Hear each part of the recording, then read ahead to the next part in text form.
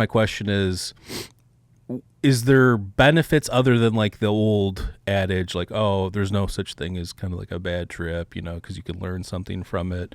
But is there something going on, from the standpoint of something more to these nightmare like scenarios or positive scenarios?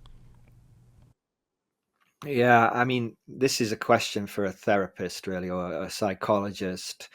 I think I don't subscribe to the idea that there's no such thing as a bad trip. I think there are. I mean, try and tell people. In the book I described this guy, this Korean guy who was over 3 ayahuasca trips in the Peruvian Amazon. Perfect setting.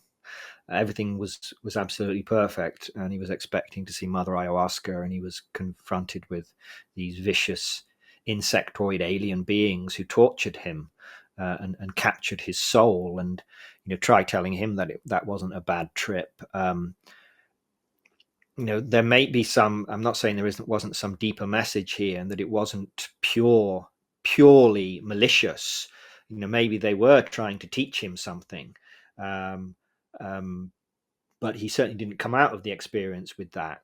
It wasn't like a journey where he was. It wasn't like the kind of the hero's journey where he descended to the underworld and had these horrible experiences, and then he reached a moment of enlightenment when he realized, look, it's all illusion or whatever, and he came out a bigger man than when he went in. For him it was pure torture. I mean, he came out of it, he was horrified, and that's why he contacted me, because he was terrified that they captured his soul, and that when he died he was going to be taken back to that place, eternally, perhaps. I mean, this was a horrifying thought. I mean, people have entertained the idea of, what happens after you die? What if you go to hell? And but having been there, and it must be a horrifying thought. Um, the idea that he might be headed back there. So I mean, I did my best to assuage him and to convince him that this wasn't the case, and that there probably was some deeper message and some lesson there that he hadn't found yet.